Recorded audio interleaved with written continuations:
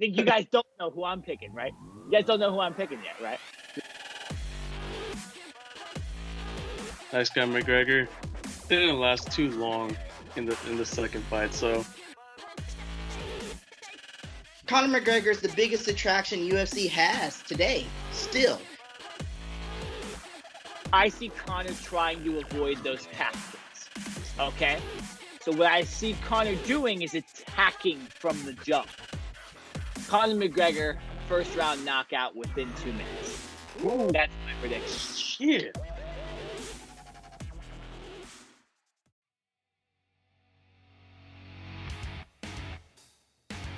Welcome, everybody, to another edition of the Ring Generals podcast. My name is Nick Nenad. Alongside me is Jesse Chaparro. What's up, everybody? Been a while. And, of course, the RKJ Man. Let's talk that talk, y'all. Hypocritical Nick. I got flaming hot takes on this Conor McGregor fight on Saturday. Love to hear it. Big fight. Probably just blew out the mic when I just yelled right there. But I don't care. I'm excited about this podcast today. Guys, we got so much to talk about. UFC 264 main evented by Conor McGregor and Dustin Poirier. The trilogy fight. It's 1-1. It's as even as it gets.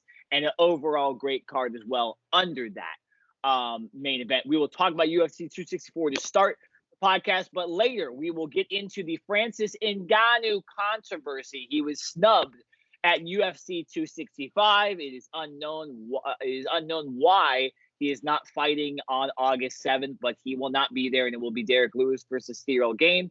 And a little bit later in the podcast, we're going to get into some pro wrestling news.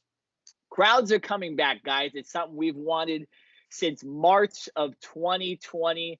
AEW returns tonight as we are recording. It returns tonight in Miami to a live crowd for the first time since March. I believe the last show was in Utah or something along the lines of that, maybe Vegas. I can't remember exactly. And then we have unfortunately a superstar is in trouble with the law again that we will get into a little bit later. But guys, let's start with Conor McGregor versus Dustin Poirier. What a big fight. No title fights on this card, which is interesting that the UFC is doing this with Conor McGregor. They've been kind of trying to stack their cards with one or two, main event fights, main event title fights lately. And this one is so big that they just stand alone and have Poirier and McGregor main eventing. They have Stephen Thompson and Gilbert Burns in a big welterweight fight as well. Co-main eventing and a couple heavyweight fights as well on the main card. And like I mentioned, for MMA fans, a solid card throughout, even from the first fight. So, RKJ Man, you started this podcast by saying you had some flaming hot takes on Conor McGregor and this card. So, man, I'll give it to you, man. Well, what do you think is going to happen in this fight? And just give your thoughts on your overall feel coming into this first fight in Vegas again. And also just the fight in general. Look, I'm really excited, obviously, for this fight. You guys know how I feel about Conor McGregor. I do feel like he is the Michael Jordan, the LeBron James of UFC and MMA. I know that pisses off people like Jesse and Eric, these enthusiasts out there who love Cowboy Donald Cerrone and Ferguson and all you other people out there who are washed up. The fact of the matter is this. Conor McGregor is the biggest attraction UFC has today. Still, he's been able to retire 3 times. And it seems like every year we do this podcast, Conor McGregor is retired once a year. And he still comes back, and he still has one of the biggest fights ever. He always has a big buy. If I'm not mistaken, he's in the top 3, I think, of the biggest buys that UFC has ever done. But it's time for a flaming hot take here, guys. This is a big hot take that I have here. If Conor McGregor loses this fight, his career is over. Let me explain why. If you go back through the last 6 matches, he's mediocre, actually. He's 3-3. The fact of the matter is this, Conor McGregor cannot afford to lose this matchup to Dustin Poirier if he wants to get back on track. I truly believe this. And I've said this for 3 years now. All roads lead back to Khabib. But in order for Conor McGregor to get back to Khabib and to get back to success and to win that title, he has to beat Dustin Poirier. It's not acceptable for him to get knocked out earlier this year, or whenever it was last year, and be a meme on the internet and be a meme on Twitter, okay, and to get knocked out against Dustin Poirier. Now, Dustin Poirier is a good guy in his own right, but he's not as good as some of these other people that Conor McGregor has faced and beaten. So for Conor McGregor to lose 2 fights to Dustin Poirier at this point in his career, with him being 32 years old, with all the other things that are going on in Conor McGregor's life, now it's starting to be like, hey, is Conor McGregor even caring about MMA? Is he caring about UFC anymore? Is it a concern for him anymore? If he loses this fight, I think he needs to really consider what he's doing for his future. And I think after his contract's over with Dana, he needs to look into going to the WWE. I personally believe he could win. If he wins this fight, it will catapult him to other things. But, man, I really want to see that old Conor McGregor back. I feel like we haven't gotten it in a very long time. I want to see the trash-talking, asshole Conor McGregor who had that swagger to him that made him so well known in the first place. I didn't see it against Dustin Poirier that second time, and maybe that's part of the reason why he got knocked the fuck out. But the fact of the matter is this third time around, he needs to bring that trash-talking Conor McGregor to that fight on Saturday night with the swagger that he's always had. If he doesn't, I truly believe his career is over. Let me respond first, Jesse, because I agree with some of the stuff RKJ Man said, and I disagree with some of the stuff that RKJ Man said. I agree completely that Conor McGregor needs to bring the heel McGregor back. I think he has always been somewhat of a shell of himself when he's not at the top of his game. You know, the Donald Cerrone fight was a pretty easy fight for him. He was nice. Donald Cerrone is not a bad guy. And to be honest, I'd be a little scared at talking crap to Donald Cerrone too, even if I was the MMA fighter. That guy has a little bit of a screw loose and he's been fighting forever, right? And then when you talk about Poirier, in that first fight, I kind of agree with that too a little bit. But when you look at that first fight with Poirier, yeah, RKJ Man, right? Like there was no shit talk. It was like the exact opposite of Conor McGregor. It almost puts you away from the fight a little bit. Like you didn't want to watch the fight because it's like there's no promotion to this. They're talking about their charities. Man, I don't give a shit about people's charities when they're about to kick people's asses. Okay, I'm just telling you that right now. Enough of these guys talking about charity before an ass whooping contest. Okay, I don't want to hear about that. I want to hear how you're going to kick the other guy's ass, how you're going to, like Chael said, his son, and said you're going to walk in the back door of someone's house and slap their wife on the ass. I want to hear stuff like that.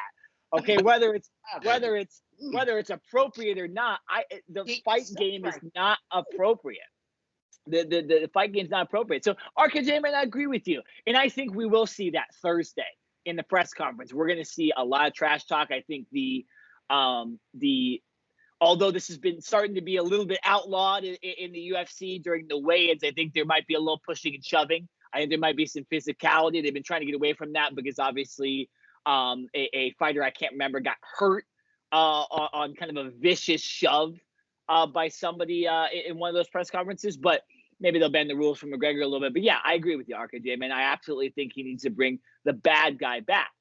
What I disagree with you on is that his career is over after this fight, because I think there's plenty of things he can do after this fight. And I think him selling his stock in Proper 12 and not being involved as much in things outside the UFC, I think it means that he's putting a little bit more focus into fighting. And so maybe he'll go box a Jake Paul or something like that. Maybe he'll do that. But besides that, I think he's pretty focused on MMA at this point, and especially focused with this Dustin Poirier fight. But if he loses this, RKJ, man, especially if he loses this in, say, a 5-round fight by decision, he could go fight Nate Diaz in a third fight. He could go fight, I don't know, Max Holloway. He could fight Nick Diaz. He could fight Jorge Masvidal, right? There's plenty of guys that he can fight that would be fights that we'd all want to see. Maybe they wouldn't necessarily be main events of a pay-per-view, but Conor McGregor is still as entertaining as anyone, and Conor McGregor could still reel off 2-3 wins and then be in the title picture again. And because of his long layoffs recently between fights, I think he's probably a little bit more there than a lot of other fighters, right? Although he's a knockout artist, that guy has really not been hit as often as a lot of people think. Like when we look at like Donald Cerrone or even Dustin Poirier, man, these guys have been in some wars. McGregor isn't in wars. He hasn't lost that many fights, and besides getting knocked out by Poirier, realistically, they just beat up his leg last fight. It's not like his head got pounded in, right? And Khabib choked him out, right? So, like, Conor, even when he loses, it's not even that bad of losses. So I think the guy's still there, and he can still compete. Will that question be answered this Saturday? Yes. And if he does get knocked out real quick, maybe he just doesn't have the chin. But that doesn't mean that his career is over. Jesse, your take on this fight and RKJ Man's comments. I actually fairly agree with some of the, like you said, Nick, some with comments that Ryan said, and some of the other things I kind of disagree with. But I will disagree with, I'll say this though. He still has plenty of things to do outside of the UFC. He still has he's thinking about other business adventures besides Proper 12. And even if his contract is up, he'd probably renegotiate for another 2-5, 3-fight contract. So, but other than that, the trash talking is back. He's actually said some stuff to Poirier over Twitter. They have a little feud going on right now. Until the press conference, if you could look at it, he's actually been intimidating, trying to get inside Dustin Poirier's head right now. It's like Dustin, the little pea head, and so on, so on. And so, they got a little thing going back and forth. Now, the fire is basically going to be back. This is the one we all want to see, especially you, Ryan. You're a huge fan of Conor, right?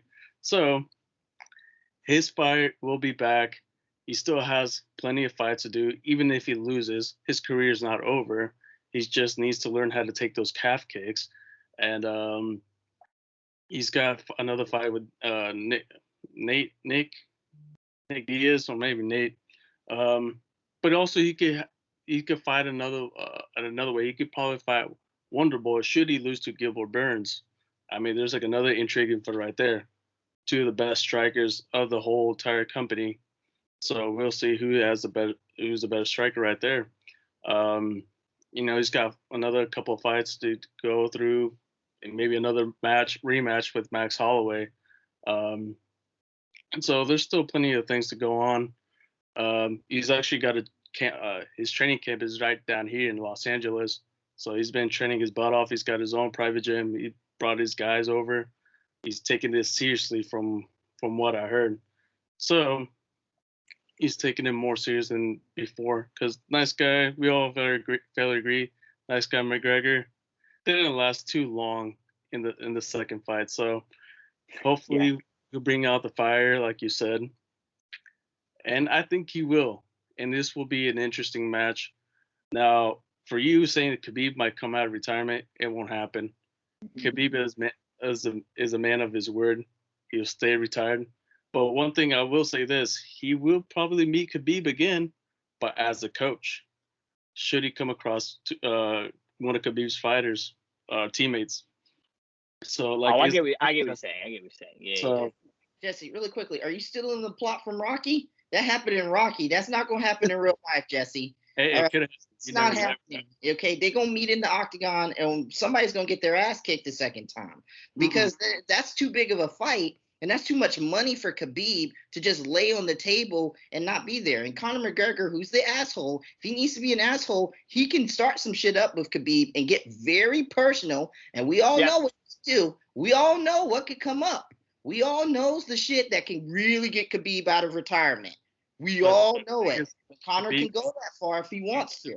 So let's not act like that fight's not going to happen. That fight is definitely going to happen. Okay? Rocky 3 or 4, whichever Rocky you're trying to memorize. Let me say this before we get into the Khabib stuff, because that's obviously not what's next. What I think is next is the winner of this fight is fighting for the UFC lightweight championship against Charles Oliveira. There is not a clear competitor for him right now. A lot of people might say Justin Gaethje, but why hasn't he been picked yet, right? Maybe you could have Gaethje fight Oliveira in September or August, and you have him fight, and then the winner, McGregor and Poirier fight at the end of the year, right?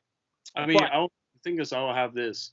So the winner between Dustin Poirier versus McGregor, it's definitely one of those two guys. Whoever wins, they'll be most likely facing Charles Oliveira. If not, then probably if he set up a matchup like Nate Diaz versus Gaethje could be another interesting fight, or Gaethje versus Islam Makhachev. Anybody Chandler. who's top. Chandler too. Chandler's up there. Don't know about Dan Hooker. I mean, he hasn't returned yet, so hopefully he comes back and gets a couple of fights in and challenge for the title, because I see another potential in that guy. It's just a shame that he came across Michael Chandler in his debut. So, but he had another good string of fights going on there, so there's plenty of guys. So we'll see who it goes, but it's definitely between the fight between Dustin Poirier and Conor McGregor, fighting for the title. So RKJ Man, I first of all, let me say I agree with Jesse. I think the winner absolutely of this fight should get the lightweight championship fight, even before a Gaethje or an Islam Makhachev, something like that. RKJ Man, you stated that Conor McGregor has had a shitty record recently. Now, just because he beats Dustin Poirier, does that mean that he gets a title shot next? Talk about that a little bit. Of course, because he's Conor McGregor. Biggest star in all of UFC, needs to get the biggest fights. Even if Conor McGregor wasn't a main card attraction, even if he wasn't fighting for a title, he's still a main card attraction, just like this fight we're seeing, just Clearly, like against Donald Cerrone, okay? And honestly, in regards to Charles Oliveira, in the words of Conor McGregor in a press conference, I'm going to say this: who the fuck is that guy? Like, really, who the fuck is he? Like, really, he's not on the level of these guys anyway. So hell yeah, he needs to go ahead and face these guys. I mean, let's be honest here. Conor McGregor versus Charles Oliveira. Yeah, that fight's gonna happen. It's gonna be the biggest fight of Charles Oliveira's life, and he's gonna get beat, and it's gonna happen, and Conor McGregor will take the lightweight title back. So let's just be honest here about what's going on and what's happening with this situation. Oh shoot, I almost dropped. But yeah, the fact of the matter is this: yes, Conor McGregor. What I forgot what we were talking about. What are you saying? Okay, you were shitting on Oliveira, saying that he's gonna lose 100% to Conor McGregor, and that Oliveira, nobody knows who he is. That's what you were talking about. Yeah, nobody knows who he is. But yeah, Conor McGregor. Yes, has he had a pretty mediocre record in his last 6 fights? When you go back on it, yes, absolutely. That's why he needs to win this rubber match against Dustin Poirier, and he needs to really dominate this fight. To be honest with you. He needs to be able to win in the early rounds in order to cement, hey, I'm back. I'm still Conor McGregor. I'm still in my prime, and I can still do the damn thing and be the face of UFC in the same time. I'll say this, though. Go ahead, Jesse. Yeah, go ahead. So Khabib took a quick intake on the fight between these two guys, and he did say this. He did say Conor has a better chance in the first 2 rounds than Dustin Poirier. Now, if it's in the later rounds, Dustin Poirier takes it.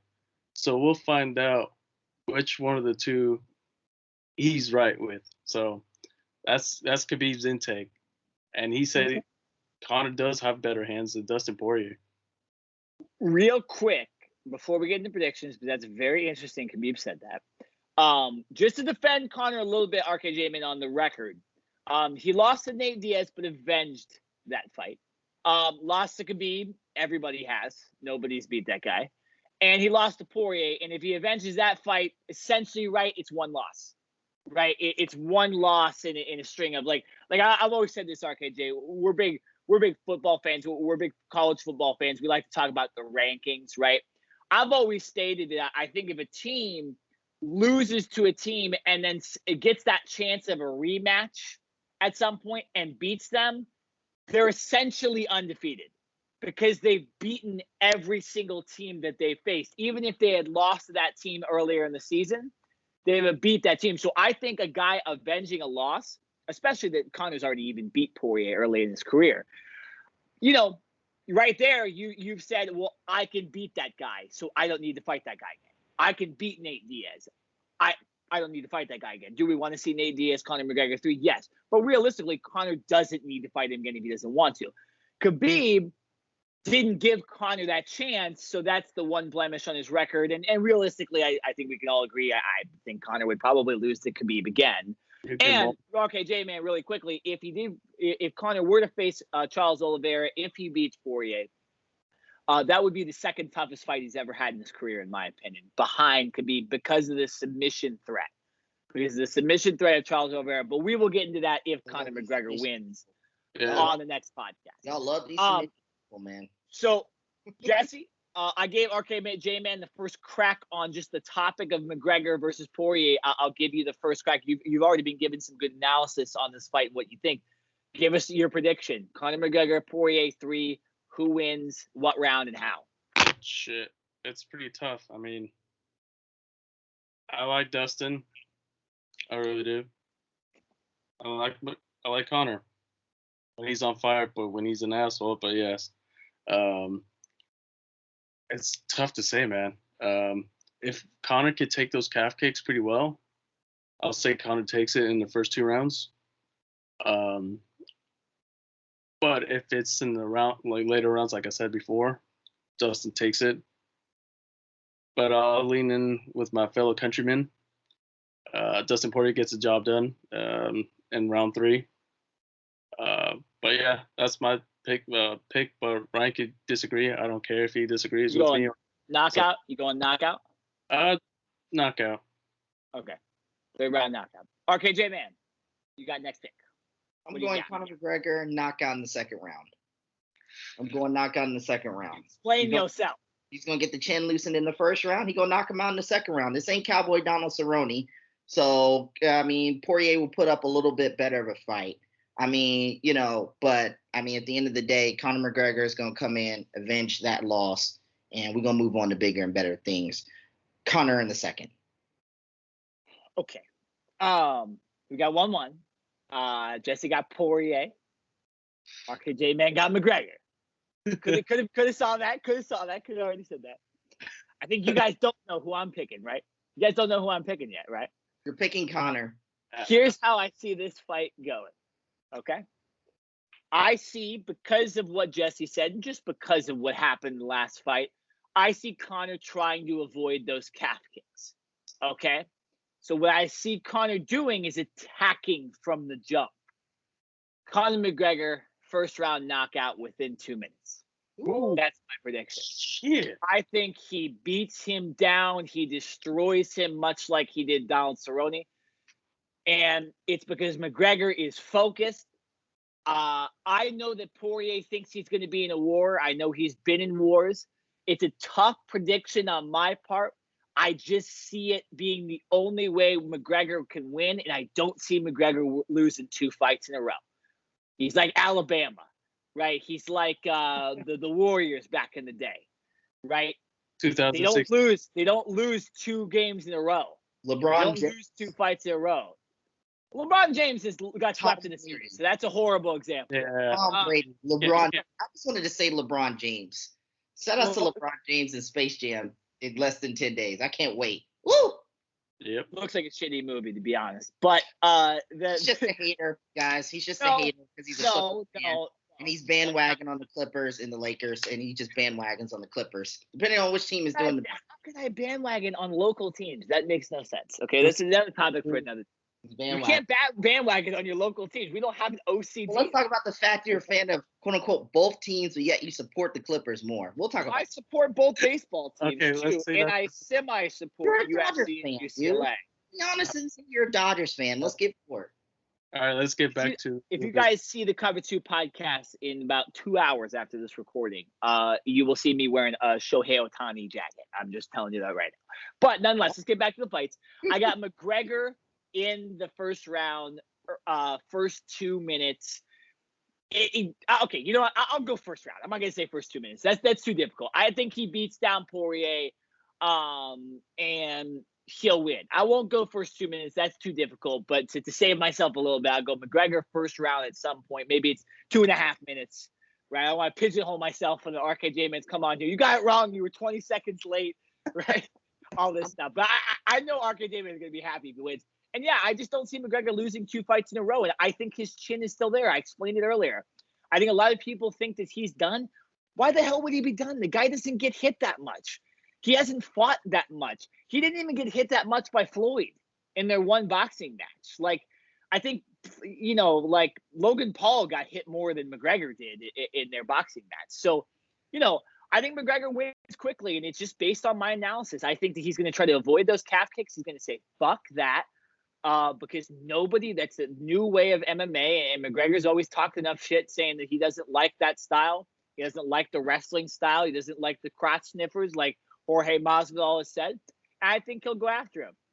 Poirier, I think that Poirier really needs to understand that McGregor's going to come out hot and, like Jesse said, outlast those first 2 rounds and try to win in the third and even try to take him down at some points. And if you're Poirier, I know you want to battle, but winning this fight is a little bit more important than the battle, realistically. And I know Poirier, I don't like his attitude about the title. I think if you're not going after a title and you're just going after money, it could cause you to lose fights. And I think that's what will happen in this one, too.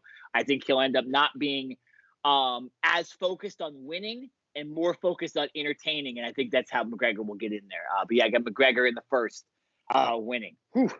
It's going to be fun, guys. It's going to be fun to watch these fights. I can't wait. I got to watch a day late, too, which sucks. I got to avoid it for like an entire day. I'm going to be at a wedding and shit. It's going to be tough. It's going to be tough. Hopefully I don't get spoiled, but nonetheless, I'll still watch the fight. I'll still watch the fight. The wedding. We'll go in the bathroom and watch that thing in the bathroom real quick. The fight ain't going to last long anyway. Go in the bathroom. True. I know. Yeah, right. Savage. But anyways, let's move on. All right, let's move on to the next pay-per-view. That's UFC 265. We're not going to predict it. There's just controversy around it. The main event of UFC 265 is now Derrick Lewis fighting for the UFC Heavyweight Title versus Ciryl Gane. And it is the interim heavyweight title.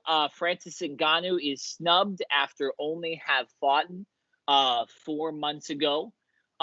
This would have been, let me just give you guys this statistic, the shortest return fight for a champion in quite some time. I did my research. Even in recent times, the dominant champions like Israel Adesanya, Kamaru Usman, and Khabib all waited at least 5 months to fight. This would be 4 months for Ngannou to have come back. And yeah, I get it. He dominated and won by knockout. But still, the guy is traveling to Nigeria or not Nigeria, Cameroon, and he's on his champion tour, right? Do we expect Charles Oliveira to be fighting soon? No. Do we? Jan Blachowicz is beat Israel Adesanya, and now he's fighting in September, right? He fought before Francis, so why is he getting 6 months off and Francis is only getting 4? But the quick turnaround for a guy that trains in the United States is also not uncommon. It's been something that Jon Jones always did. It's been something that a lot of champions have done when it's possible, excluding fighters that fight out of the United States. Most United States fighters, I know Ngannou is from Cameroon, but he fights in the United States and lives in the United States now. They fight between 4, 5, 6 months. So it's not weird that Ngannou was expected to fight in late summer, early fall, and maybe Dana just couldn't fit him in anywhere else. But I just wanted to relay that to you guys if you didn't know that it is uncommon to fight 4 months, but not uncommon to fight this quickly after winning your first championship. So, RKJ Man, I'll give you your first thoughts on this situation. Francis Ngannou now has to fight either Derrick Lewis or Ciryl Gane, so we are not going to get a Jon Jones heavyweight fight for at least 2 fights now. Although Jon Jones doesn't seem to want to fight realistically. And so just your thoughts. I've said a lot here, RKJ Man, but your thoughts on this whole situation. Okay, first of all, we talking about Derrick Lewis, the guy who still has sweaty balls and yes, can't. Yes, his balls are hot. Okay, and then also hot balls. He's got hot balls. Yeah, he's got apparently hot balls when he could just put some cream on that and just move forward. And then the next thing is this: who's that guy that Derrick Lewis is facing? Ciryl Gane. Yeah, in the words of undefeated Frenchman. Yeah, in the words of Conor McGregor, who the fuck is that guy? Like I don't understand what they're doing here with this situation. I don't know why we are waiting so long to get Francis Ngannou an opponent. I guess it's because of the Jon Jones situation, but this is just ridiculous and unacceptable. The heavyweight situation is a complete mess. Outside of Francis Ngannou, Stipe, Jon Jones, who's semi-retired, and Daniel Cormier, who's semi-retired or pretty much retired. That's all you got in that heavyweight division. It is a mess in there. Maybe you can bring up Greg Hardy. Maybe you just bring up Greg Hardy in that situation, make it more entertaining for us. For me, I like Greg Hardy, and I would like to see him, but he's lost some fights, I guess, recently. So, but the heavyweight situation is a complete mess right now, and I don't even know why they're doing this fight. Derrick Lewis versus whoever this guy is not a big enough name, honestly, for me to make me want to spend $50, $60 on a UFC card on ESPN Plus. I'm not going to do it. Now, I got to say this, though, about the Francis Ngannou situation. Okay, Francis Ngannou, if he wanted Jon Jones so badly, if he wanted him so badly for this coming fight, he should have went outside of his situation and he should have tried to negotiate something with Jon Jones. They should have came together. Their camp should have came together, agreed to something, then presented it to Dana. Here's what we're going to do, Dana. Here's what's beneficial to us. Here's what's beneficial to you. But there is no partnership between UFC and the fighters, in my opinion, besides main guys like Conor and other people. And that is the reason why you have Francis Ngannou's agent, whatever the guy was that we were talking about last week in our group chat or whenever we were talking about it, battling and arguing with Dana White on Instagram and social media. That's the reason why that situation's happening. There is no communication. There is no alliance between the two parties except the main stars. And Francis Ngannou, as much as I like him a lot, he's not a main star. So you've got to go outside the box. You got to think outside the box. He knows that Jon Jones is his money-making fight. He knows that. Everybody and their mom knows that. But what can you do to put yourself in a situation to get that fight? You got to go to Jon Jones. You got to negotiate something with his camp. Then you got to bring it to Dana and say, Dana, this is what's going to work. This is what's going to work for us. This is going to work for you. And we can get the fight that we need and we want. The guys deserve it. They'll make money off it. We'll be happy. I'll pay whatever money you're sending up for me. Whatever money I got to pay for it, I'll pay for it. And I'll watch the fight. But until they do that, until Francis Ngannou knows the art, it's more of a business in UFC, honestly, than you're fighting sometimes. And this is a business situation. Francis Ngannou lost, and that's the reason why he's not going to fight. Yep. Jesse, your thoughts on this situation? My thoughts almost the exact same thing as Ryan was relaying. So it's a contract dispute between Francis agent and Dana White, and between they have some sort of exchange that they didn't really agree on, and they disagreed on. And in the past, Dana White tried to get Francis Ngannou away from his agent for the past. Since he made his debut for the UFC, he's trying to kind of get a power hold over Francis Ngannou, but his agent didn't really let go of him. So Francis Ngannou is basically a guy who can speak for himself, but he let his good friend and agent do the talking for him for good deals.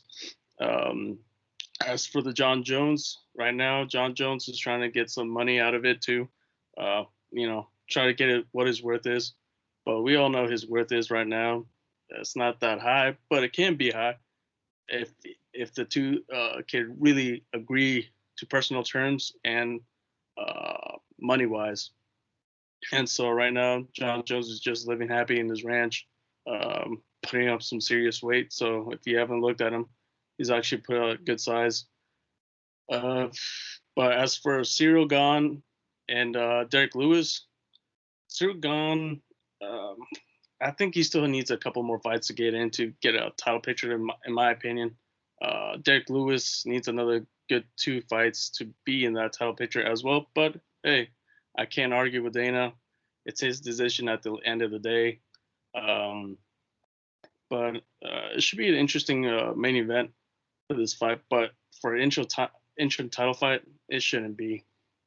It's ridiculous. Exactly. There's so many interim title fights a couple of years back, and it was just a BS thing. So yeah, you remember? Yeah, I'm sorry, Jesse. You remember last year in the pandemic? I guess the first fight, since the pandemic started. It was on Fight Island, I think. It was in Ngannou versus Rosenstruck, and Ngannou knocked him out within like a minute. I think that could possibly happen, man. Ngannou went on the microphone and said, "Hey, look, he definitely shouldn't be talking like that. He needs a few more fights. He needs to learn some stuff.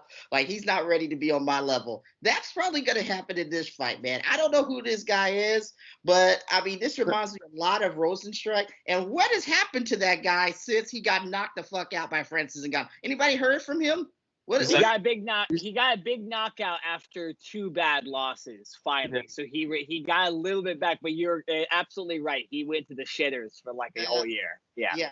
That man ain't coming back for a year or 2 years. And we're not going Ciryl Gane embarrassed him, but in a different type of way. Let me just say this, okay? So, I said this stuff about the 4 months, right? I think it's a quick turnaround. And I said that fighters are supposed to do a pretty quick turnaround. I think the earliest Ngannou probably was going to fight was October, because if you look at the pay-per-view structure, they're doing Fight Island in September. No way Ngannou wants to do that. And they're doing Jan and Glover Teixeira because they're 2 foreign fighters that can avoid the U.S., COVID stuff, right? Not that I think there really is any of that now, but I think when they were thinking about it, they said, let's put these 2 foreign fighters on Fight Island so we don't have to worry about, COVID and stuff like that, right? Because Brazil is still horrible with COVID, and that's where Glover Teixeira is coming from, and Poland is Poland, so it's close to Abu Dhabi, so closer than the United States. So we're gonna probably get a fight in October. Here's the thing, though. You guys know where this fight is? Nope. It's in Houston. You know who's from Houston? Derrick Lewis. Yeah. And he's very, very popular outside of Houston, too, in the UFC. Derrick Lewis might be more popular than Francis Ngannou, realistically, because of his social media and the way that he portrays himself on social media. And that's why I didn't mind a Derrick Lewis-Francis Ngannou title fight, because Derrick Lewis is hilarious. Every press conference he doesn't take seriously, but takes seriously. And Francis Ngannou is a murderer and a killer. So it was going to be a great fight. What I think the UFC did here was they absolutely screwed Ngannou over. They said, hey, we want to put Derrick Lewis in his hometown. We want to have the fans against you, Francis, and have sort of a pro wrestling match, right? We're going to put the dominant champion with his back against the wall in foreign territory in Houston, right? He would have got booed. He would have got booed by the crowd, and it would have been super entertaining to watch. And they screwed him. They said, we planned this pay-per-view for Houston. They probably realistically had Derrick Lewis and Francis Ngannou in mind if it wasn't going to be Jon Jones and Francis. And they said, this is perfect.